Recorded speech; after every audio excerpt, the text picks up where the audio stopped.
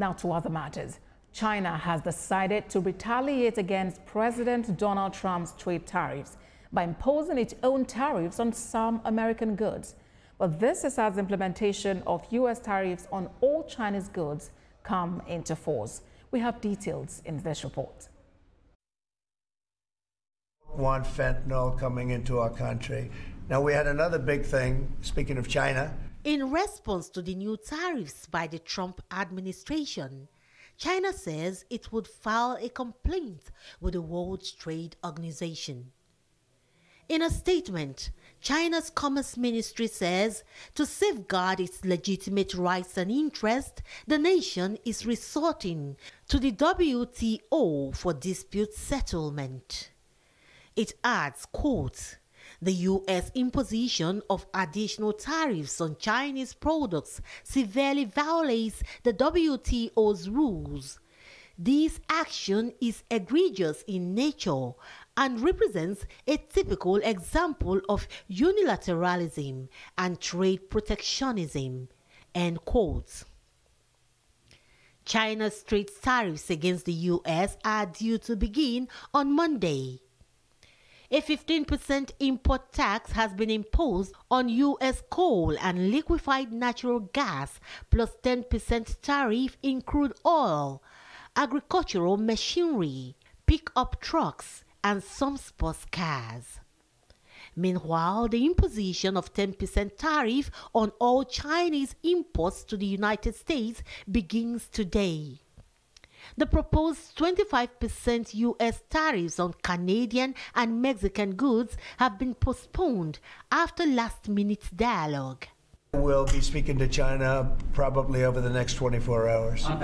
President Trump says the Chinese tariffs are a response to trade deficits and the flow of fentanyl into the U.S.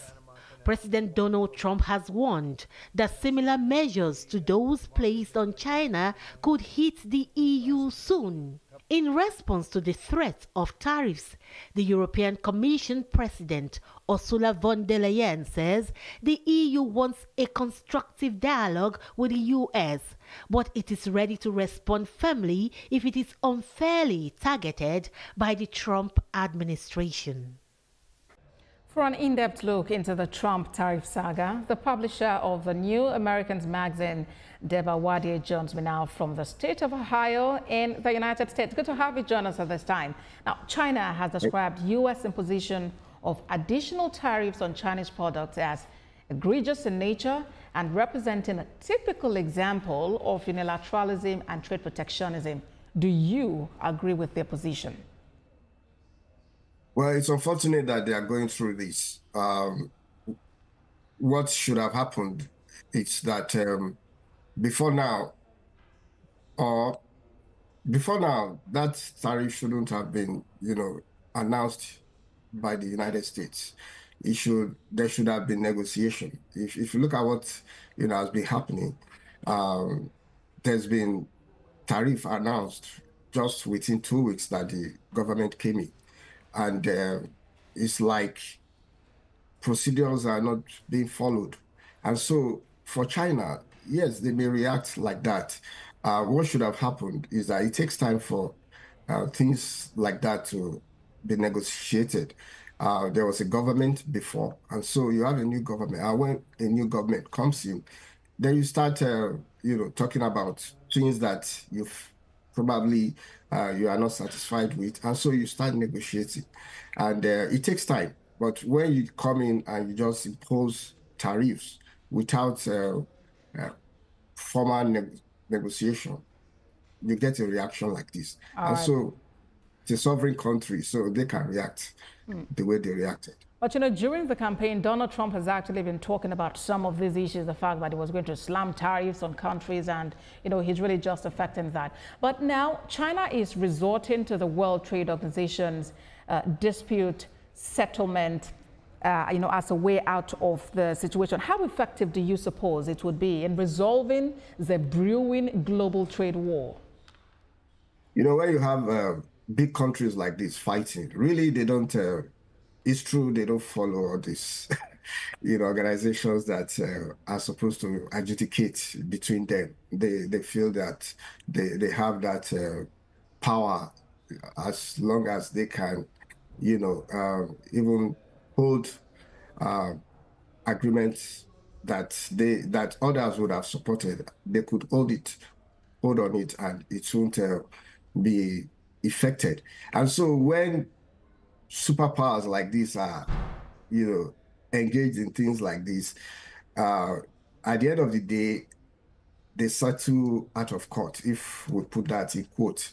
And so for me, I don't expect anything if by bringing in the World Trade Organization. They are supposed to bring them in to settle their issues. But with what powers like this, they hardly conform. All right. If, for example, we could threaten to withdraw from WHO, which we have, been invested so much on.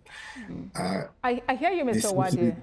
I hear you, but you know that China, as it were, is actually not sticking only to that plan. It has plan B, and that is also imposing trade tariffs against the U.S., expected to begin on Monday. Might this actually stall the intervention of the WTO? How do you see it, affect the trade disputes? I can tell you that before that day, there will be an extension. There's been an extension with Mexico. There's been an extension with Canada.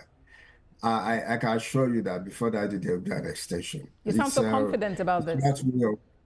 Yeah, it's a smart way. I know our president. It's a smart way of getting a deal, and I believe that he will get the deal. It's just that things like this should have gone through the normal process. All right. Without threats and sanctions and tariffs. Okay. And yes, it does appear that President Trump is targeting several nations and bodies, including the European Union, with the EU Commission President Ursula von der Leyen saying the EU, what it actually wants is constructive dialogue with the US, but it is ready to respond firmly if it is unfairly targeted by the Trump administration. What would that unfair targeting mean or be? It's just retaliatory, but I can tell you it's a reality government, like reality show. And sometimes the reality show, you can be, successful. But the problem with a reality show is that it's live. And so when you mess up, it affects you. But when you continue to win, it's successful. So that's the issue. Everyone knows Trump. Everyone has experienced it. He's very unique. He's a unique person, worldwide. He has ruled before. And, there was a break and he came back. And so the world knows him. And so they will respect him for who, he is. The thing is that we are in a different situation. And so the world should be ready to get more of this. However, sometimes it makes sense with what, he's saying, because the U.S. has been spending so much, in making the world stabilize. And so all he says that, okay, every other part of the world, should also contribute so that things can be really equal. However, the way that he goes about it is what is unsettling most part of the world. And that is one big question, Mr. Wadie. That's one big question and concern that people are actually raising. You've called this a reality government, and you've mentioned that, yeah, the president does it whichever way he feels right. But the impact on the global economic space is a concern here. Yeah. Yes, there will be an impact. But what will happen at the end of the day is that things will start working for United States, because that is what he promised, US first. However, other countries will come to understand that, yes, there are certain things that were not normal, and so going forward, everybody will be prepared that, look, things are changing. And so because things are changing, we don't need to depend so much on, in quotes, United States, and so we all need to do it in such a way that everyone will bring something to the table so that it can benefit all. That's what he's trying to, I believe he's trying to do. All He's a right. businessman. He has always gone into deals, and he has somehow succeeded in most of those deals. Okay, so let's see how the tariff and counter-tariff regime, pans out. Publisher, New American Magazine, Deba Wadia, thank you very much for your time on World Now. Thank you very much.